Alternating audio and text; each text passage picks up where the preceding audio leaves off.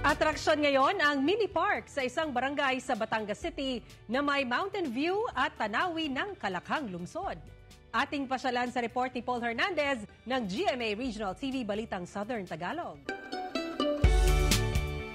Ang dating masukal na lugar sa Barangay Sorosoro, Ibaba, Batangas City, maaliwalas at malinis na ngayon. Ito ang Mount Gahis Community Park na pwedeng pasyalan ng magpapamilya at magbabarkada. Taong 2021 nang mabuo ang mini park ng isang grupo ng riders sa lugar. Nung nalinis namin, unti-unti dumadating ang tao, nakikita namin yung potensyal, kaya mas halong pinag-igi at pinagpaalam namin sa dating administrasyon ng barangay na ito ay ipagpatuloy na.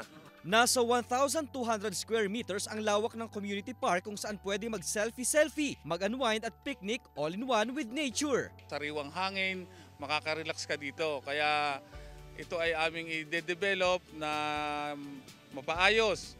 Mapapawaw sa refreshing mountain view at lunti ang tanawin mula sa itaas. Agaw pansin ang century-old acacia tree na nasa pusod ng parke. Hindi na po kami dadayo sa ibang lugar, hindi na kami gagastos ng malaki para lang po makapamasyal sa iba.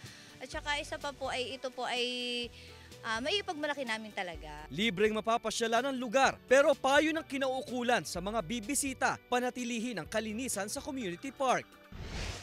Dahil sa nararamdamang mainit na panahon, isa sa mga magiging destinasyon ng publiko ang nagagandahang beach sa Bicol Region. Sa bayan ng Vira, Catanduanes, maliban sa mga beach, maaaring bisitahin ang Sunflower Farm sa Barangay Paho, Baguio. Buhay na buhay sa kulay ang lugar dahil sa halos 1,000 sunflowers na namumukadkad. Inaasahan din na mas madaragdagan ang mga nakatanim na sunflowers sa lugar sa mga susunod na buwan. Panawagan naman ng caretaker sa mga bisita na iwasang masira ang mga bulaklak at panatilihin ang kalinisan sa lugar.